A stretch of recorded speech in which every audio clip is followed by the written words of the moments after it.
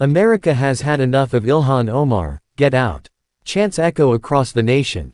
In a dramatic and intensifying shift in political sentiment, Representative Ilhan Omar is once again facing nationwide backlash, and this time, the calls for her removal are louder and more relentless than ever.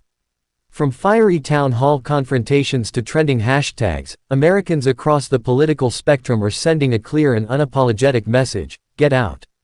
But what exactly ignited this fresh wave of outrage?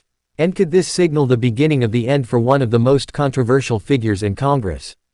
Let's break it all down. The breaking point. What sparked the uproar? The latest firestorm erupted after Omar made a series of controversial statements during a foreign policy panel, where she was accused of downplaying global terrorism while portraying the U.S. as an international aggressor.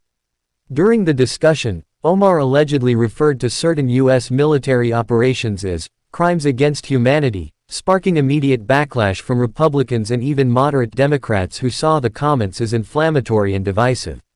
The public response was swift and fierce. Videos surfaced from town halls in Minnesota where constituents were seen booing, walking out, and chanting, "Get out." In frustration over Omar's remarks. Public reaction. Americans speak out. The outrage quickly spilled onto social media, where hashtags like #OmarResign, #GetOutIlhan, and #BuyOmar began trending within hours. One viral post summed up the sentiment. Greater than, Ilhan Omar has never represented American values. She's anti-American, anti-Israel, and anti-freedom. It's time she goes. Veterans groups, political analysts, and everyday citizens have joined the chorus, demanding accountability from the controversial congresswoman. Even Democrats are divided. What's different this time? Omar's own party is showing cracks.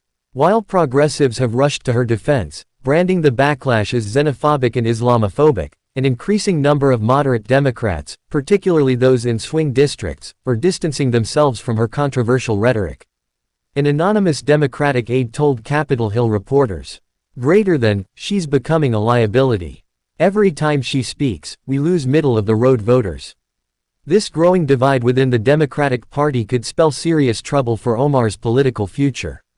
Ilhan Omar responds. Unsurprisingly, Omar isn't backing down. Taking to X, formerly Twitter, she issued a defiant statement. "Greater than, I will not be bullied into silence.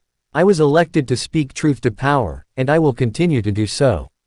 Later, in a televised interview on MSNBC, she dismissed the backlash as far-right disinformation, and claimed it was part of a coordinated smear campaign, meant to discredit her advocacy on humanitarian issues. But judging by the public's reaction, Omar's attempt to spin the narrative isn't working. Push for censure and possible expulsion. House Republicans have wasted no time capitalizing on the controversy. Several lawmakers have reintroduced a resolution to censure Omar, citing her anti-American rhetoric and alleged alignment with foreign interests. Some hardline conservatives have even called for her expulsion from Congress, though such a move remains unlikely without Democratic support. Greater than, we've had enough, said Rep. Marjorie Taylor Greene. Omar does not love this country. She does not represent the American people. She needs to go. The pressure is mounting, and Omar may soon find herself fighting for her political survival. What's next? As the 2024 election cycle heats up, Omar is facing a potential primary challenge in her own district. Political insiders report that Democratic organizers are quietly seeking alternative candidates, ones who align with the party's core values without the constant controversy. If a credible challenger emerges, Omar could be in for the toughest political battle of her career. Final thoughts. A nation fed up. Whether you see Ilhan Omar as a fearless truth-teller or a national embarrassment, one thing is undeniable. America's patience is wearing thin.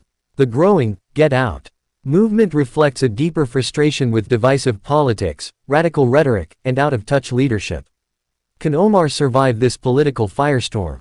Or is she on the verge of being voted out for good? One thing is certain, the wind is no longer at her back.